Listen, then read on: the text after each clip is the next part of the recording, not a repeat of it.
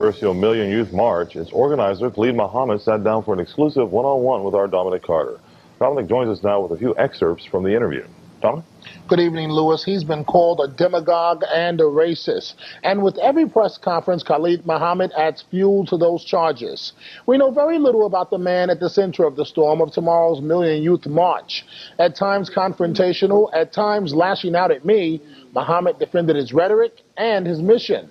As for tomorrow, Muhammad says he hopes for a peaceful, orderly rally, but he will not rule out violence. Believe in peace if possible, but violence when necessary. So you're telling me here now that you're not ruling out the possibility of violence tomorrow? I honestly do not believe, Brother Dominic, as hard as you attempt in your weak manner to press, I honestly do not believe that there will be any violence tomorrow whatsoever. Muhammad already appears to be in damage control mode about tomorrow's event. We asked him if the march will be a failure if only 2,000 people turn out. Muhammad's answer, no, because thanks to the media, millions have already heard his message. Muhammad has also been dogged by questions about where his funding comes from, a topic he was not too happy to discuss. How do you make your living? Where do you earn your money from? How do you make your living? Where do you get your money from? But again, I'm here in the room. Well, how much do they pay you?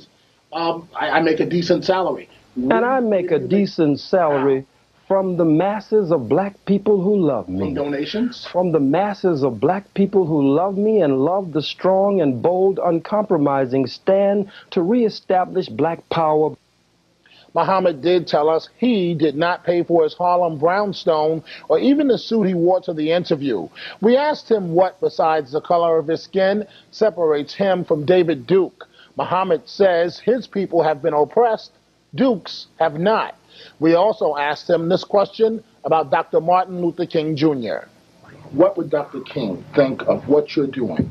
What would, if he were alive today, what the hateful words that you have used to describe people, what would he think? As we say in the black community, you're too much.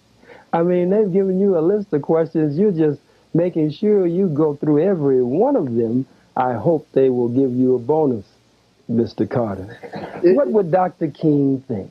You sit here and ask me what Dr. King would think. How could I possibly know what Dr. King would think?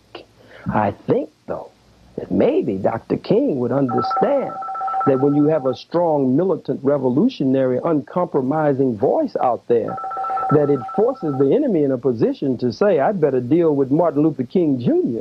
I certainly don't want to deal with the Black Power crew that's out there. Critics have charged Muhammad became invisible after last year's march. We asked him what has he been doing the last year. His answer, working street patrols with an organization known as Black Men's Movement Against Crack. He says he's working to set up a free food program and also doing work, Louis, with political prisoners. All right, thanks a lot, Dominic. Good evening and welcome to another edition of Inside City Hall. I'm Andrew Kurtzman. The mayor says he's a hate monger. Harlem politicians say he's an outsider. He's called a demagogue, a racist, an anti-Semite.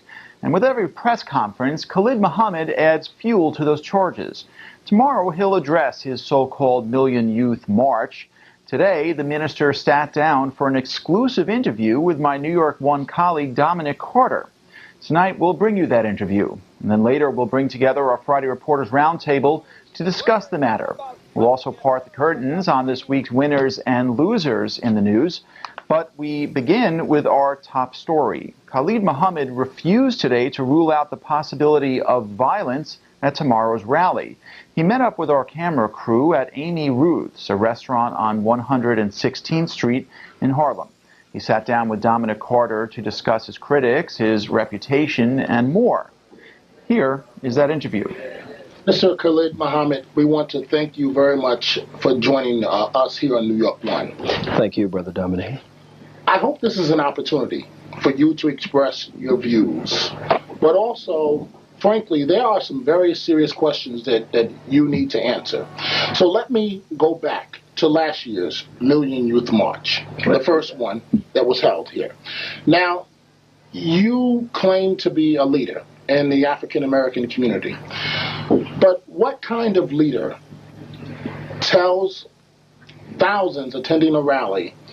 In self-defense, if they touch you, take their guns. In other words, what type of real leader advocates violence when there are thousands of young lives at risk? The Bible speaks of the Good Shepherd. And the Bible says that when the wolves attack the sheep, attack the flock, that the Good Shepherd is a responsible shepherd, and that shepherd works indeed to protect the flock from the attacking wolves.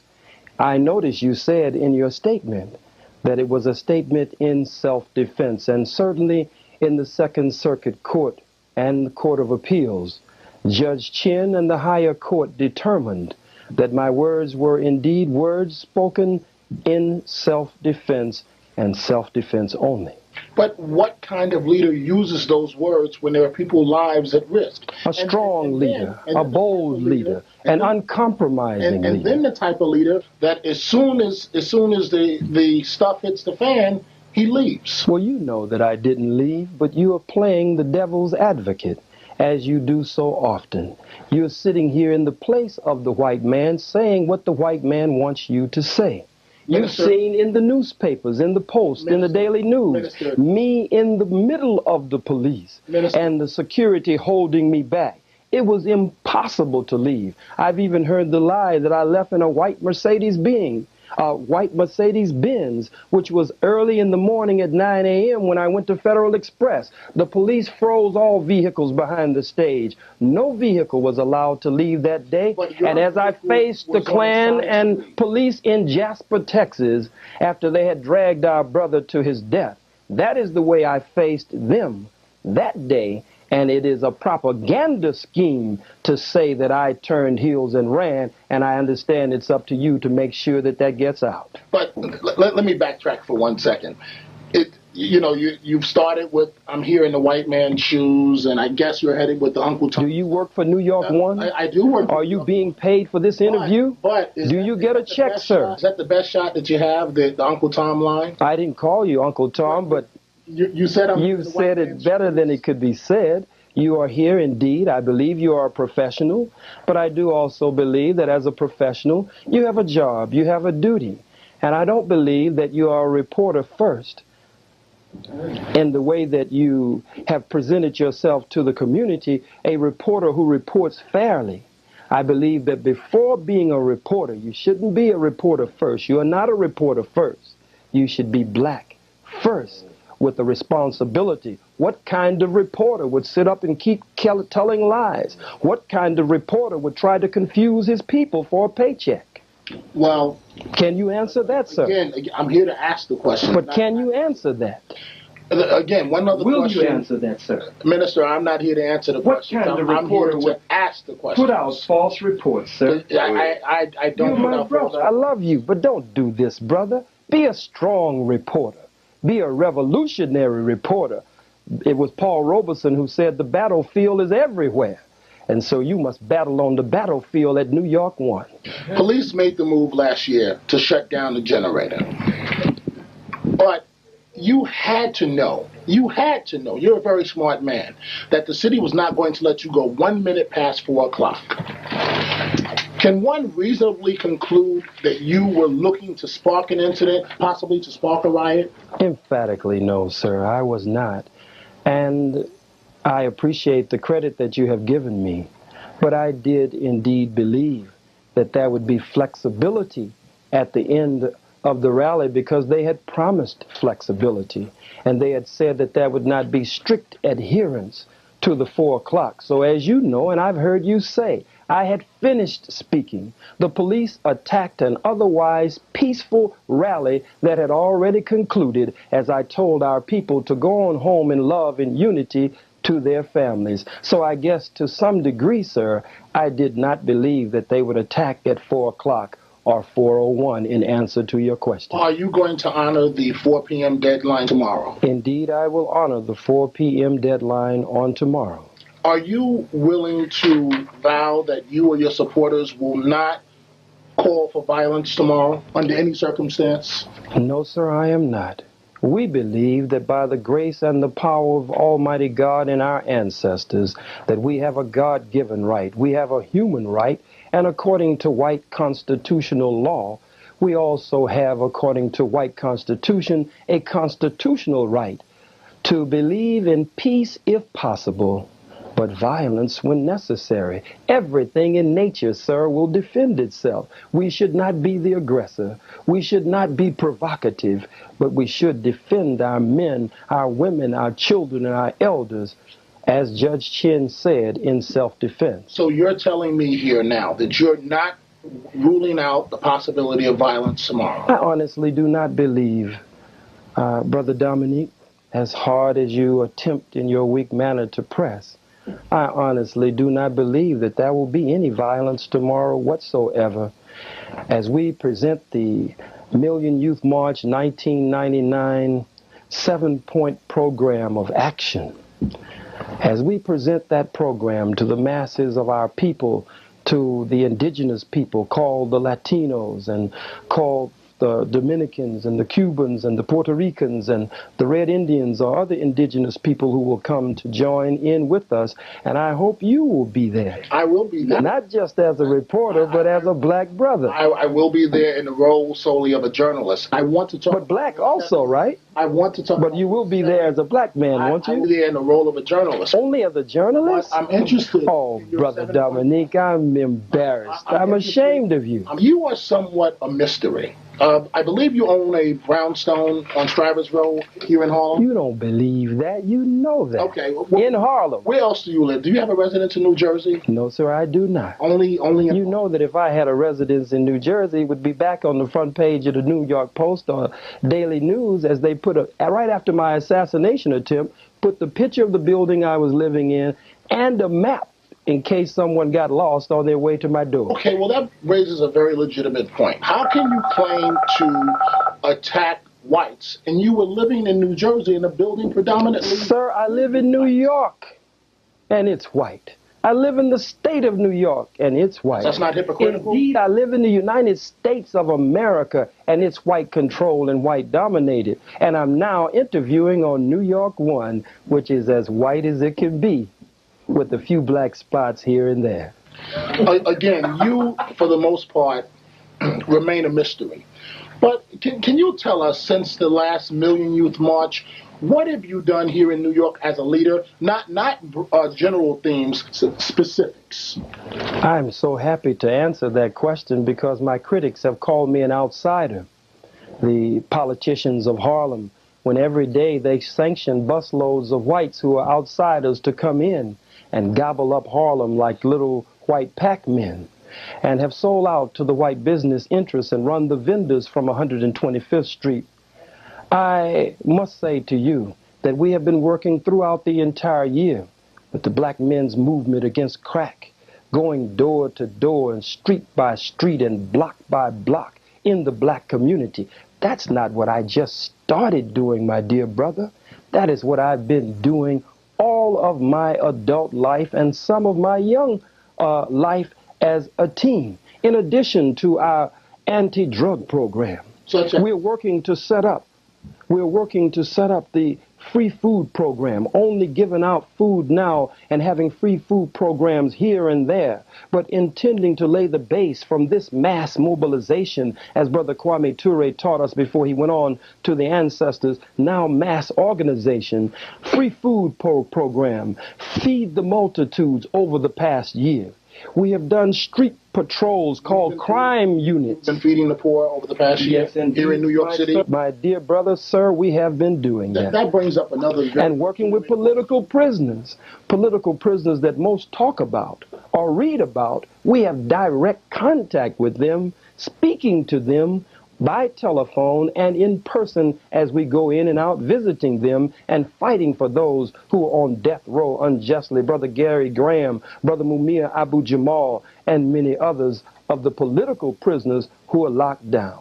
I'm not such a mystery. Black people in the black community have known me for a long time, and in the hip-hop community. But in a sense, the white man and you, to some degree, I don't believe you're really with them to that degree, are like Columbus. You're just discovering me just a few days ago. Well, that brings up another good point. How do you make your living? Where do you earn your money from? How do you make your living? Where do you get your money from? But again, I'm here in the room. Well, how much do they pay you?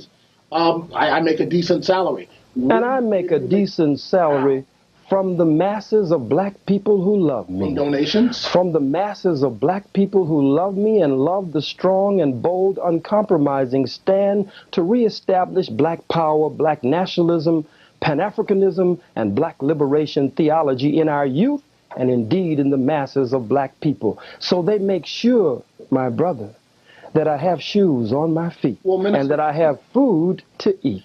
You've lashed out at some of my colleagues in the press, but if you've done any research about me, you would know that I don't back down easily. So let me try it again. That's why I want you to be a comrade in the struggle, because you're not a back down man. We need you, brother. Let's answer the question. The black nation needs you. Where do you earn your living from, specifically? Specifically from the masses of the people, as the pastor of the church, as the clergy of the church. As the clergy of the church, I have been wanting to be a minister since I was yay high. Of what church? And I am still the Church of Black Liberation Theology. And so are you paid a salary? I'm paid not only a salary, an expense account so that I can travel. So many people, as we do with ministers in every denomination, the suit that is on my back now was given to me. Some businesses in the black community throughout America help support us. Brother, we have so much love and so much support. I almost said you would be surprised, but some of this you already know, but I understand you have to do it like that. Maybe I should try again. Try. Will you please give us an answer to specifically how do you raise your money? That's something they told you to press me on over and over again. I have simply said to you, it is very clear. I have given an emphatically clear answer. As a minister in the black revolution and the black liberation struggle for our people, and a spiritual and cultural teacher among my people, I specifically, this is not a roundabout answer, sir. Well, is it donations? If someone gives you a suit, sir, that's a gift. It's a donation. If they give you clothes, even the house I live in was paid for by someone else, as God is my witness. Was it paid for by the Nation of Islam? No, sir, it was not. But the Nation of Islam has indeed been my foundation, and what I have learned from the Most Honorable Elijah Muhammad's teachings and the Honorable Minister Louis Farrakhan is what gives me my base today and gives me my grace today by God's permission. Minister Muhammad, how does all the anti-Semitic talk lift up black people? I don't understand, sir, what you mean by anti-Semitic you know talk. Exactly I don't what know I mean. what you mean. When I say anti-Semitic talk, and I don't want to repeat the comments that you've made in some of then you don't want to ask me the question. About the cracker comments, the comments constantly about Jews keeping blacks down. Let's look at that, sir, if you will. When I say, Brother Dominic, the cracker is a term of white origin. It is not a black term. And it is a term that has both a literal meaning and a figurative meaning. It means the cracker who cracks the whip or the whips with the old cat o' nine tails from chattel slavery. But it also indeed means one who cracks a whip today.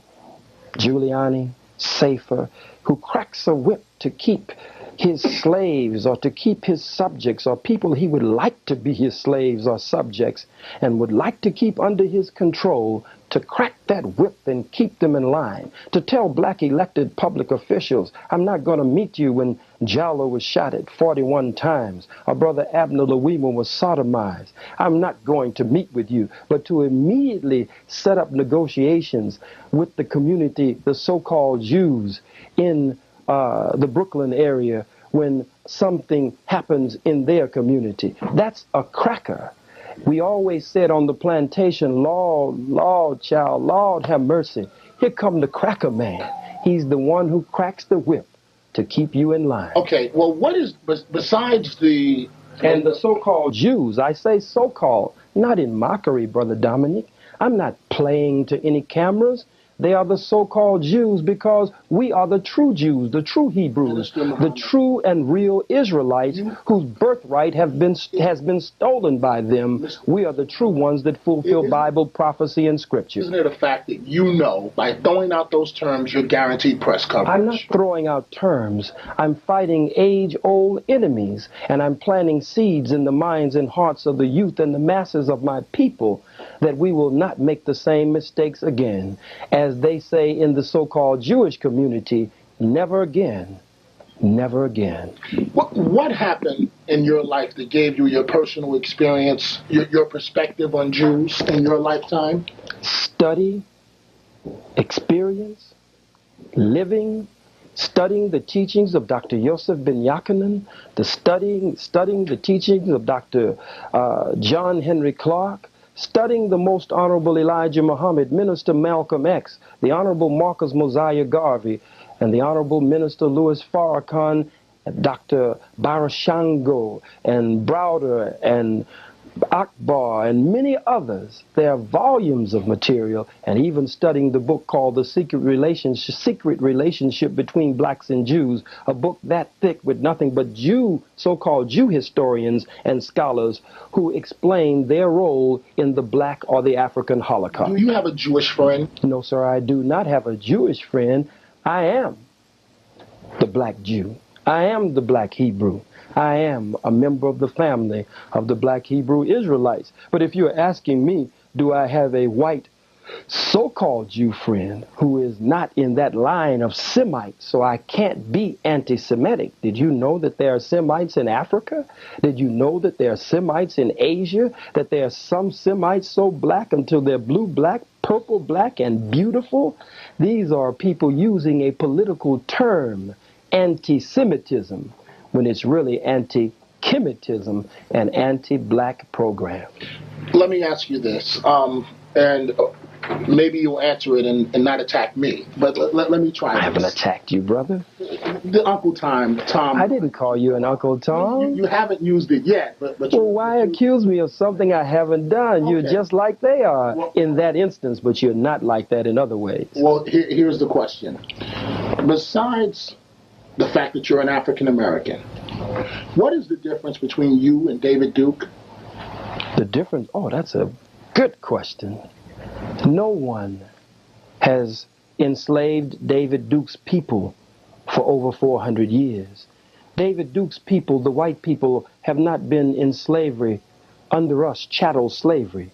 David Duke's people, the white people, have not been robbed of their names, their language, their religion, their culture, their God, their folkways, their mores, their norms, and indeed robbed of the very power of their own being. So David Duke's people are in power. My people have experienced an African Holocaust, genocide, and we are being set upon and seized upon on a daily and consistent basis. One of the 7 points is reparations, 7 points of action to go after reparations for black people, fighting police brutality and harassment and the murder of our people. David Duke's people don't experience that. There is no comparison. But critics will say he spreads hate, and so do you. Sir, I can't be responsible for what the critics say. I can only be responsible for the actual facts. Well, let me talk about Mayor Giuliani for 1 second. You describe him as a cracker. You did it last year. You do it this year. But frankly, and you say you're a leader in the black community. I didn't say that, sir. You said I'm a leader in the black community. Why are you giving me words here today? Hasn't Rudy Giuliani... Did I say I'm a leader in the black community, sir? You have? Did I say I'm a leader in the black community, sir? You claim to be. I have never said that, sir. But can you answer my question? But I don't want you to base your question on a false premise as you do when I'm not present. I'm here today. When you hold a Million Youth March and you say you're going to have 50,000 people, as you did last year. And we did have 50,000 people. You know we didn't have 6,000 people. And you follow what the city says? You parrot what Giuliani and Safer say? I don't parrot what anyone says. Well, where did you get the 6,000 figure? make my own observations. But you just told me the city said it. Now you say you got it from your own observation. Now, which one is actually true, Mr. Dominic Carter? What's actually true is I make my own observations from looking from up to down. And you saw only 6,000 people, sir? I didn't say what I saw. How many did you see, sir? But see, this is very interesting because you're Brother, we love you. Don't do that. Let's hurry and get to your question. My question is, you criticize Mr. Giuliani, but isn't the fact of the matter, Mr. Giuliani has done much more for Harlem than you ever have? I would have to say that that's not only incorrect from my perspective, but there are many, many, many black people. You perhaps from your seat and however big or little your check is may not be able to say it, but there are many black people who would have to disagree with you, sir. Well, from building up 125th Street. He tore down 125th Street. He's brought in white merchants, white commercial interests who are biting up Harlem. Isn't the object, Excuse me, sir. to have jobs? But if you are like Giuliani and your political platform is based on from welfare to work, and looks like it's from welfare to farewell to black people, then you would work hard to make sure that black people can set up their own businesses, since you are supposed to be, according to this white politics, the mayor of all of the people. Don't bring in outsiders, as the Negro politicians are saying in Harlem, the outsiders, talking about us. When I live in Harlem, Attorney Wareham lives in Harlem, scores of our organizers live in Harlem. These are outsiders coming in. If Giuliani meant well, he wouldn't have moved the vendors from 125th Street. This was the African marketplace of the world. People from all over Africa and Europe and the Caribbean looked forward in the Caribbean to coming to 125th Street. Make a way, if you're serious, that black people can set up department stores, shoe stores. Black people can set up their own businesses and build up the community where they are. That's the platform we stand on with the Million Youth March program of action, but it is not Mr. Giuliani's platform. My question was, hasn't he done a whole lot more for Harlem than you have? And I've already answered you. Somehow you keep missing me. What have you done for Harlem? At this very moment that we sit here, I'm bringing black power, black nationalism, Pan-Africanism, black liberation theology, setting the stage and creating the atmosphere for gaining a greater knowledge of ourselves and history and our heritage, so that we, based on the program of Garvey and Elijah and Malcolm and Farrakhan and Carlos Cook and others, that we can begin to do something for ourselves instead of always waiting and depending on a handout from the slave master. So based on what you just said, if you have only 1,000 people, maybe 2,000 out there tomorrow, will your event be a failure? It will not be a failure because millions have heard our message. You've made sure of that, Mr. Carter. What is your opinion of Dr. Martin Luther King? I believe that Dr. Martin Luther King Jr. was a good man. I believe that his heart was good. I believe that he loved our people with all of his being, and he wanted to see us breathe free. I believe that he tactically made one mistake, and that was that he attempted to judge the white man by his own good heart. And what does that say about Dr. King? That says that Dr. King was one of the greatest that ever came among us. But like all of us, he was not perfect. What would Dr. King think of what you're doing? What would, if he were alive today, what the hateful words that you have used to describe people, what would he think? As we say in the black community, you're too much. I mean, they've given you a list of questions. You're just making sure you go through every one of them. I hope they will give you a bonus, Mr. Carter. What would Dr. King think? You sit here and ask me what Dr. King would think. How could I possibly know what Dr. King would think? I think, though, that maybe Dr. King would understand that when you have a strong, militant, revolutionary, uncompromising voice out there, that it forces the enemy in a position to say, I'd better deal with Martin Luther King Jr. I certainly don't want to deal with the Black Power crew that's out there. How do you go? And it's amazing. Is this something that you do with blacks that disagree with you? You have to be a Tom or a boot-licking, buck-dancing person. Well, where does this come from? I mean, you've made this charge several times to me during this interview. You know absolutely nothing about. I call you boot-licking? No, you haven't. But you said, I hope they give you. Am I disappointing you, Mr. Carter? And since I'm not saying those things, you're just going to give them to me. Is that what's happening? No. They're going to be angry with you when you come back because you couldn't get this across. So you're going to give these things to me. I haven't called you that, brother. You just said not one time. You said they sent you with a list of questions, and I hope they give you a bonus when you get back to the station. Well, does your wife hope that they'll give you a bonus? You don't know anything about me. Brother, I know that you have a family, and a bonus could help. It's time for break.